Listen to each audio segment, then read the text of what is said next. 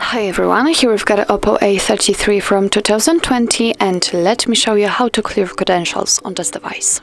So first of all, let's enter the settings and here we have to scroll and tap on the security.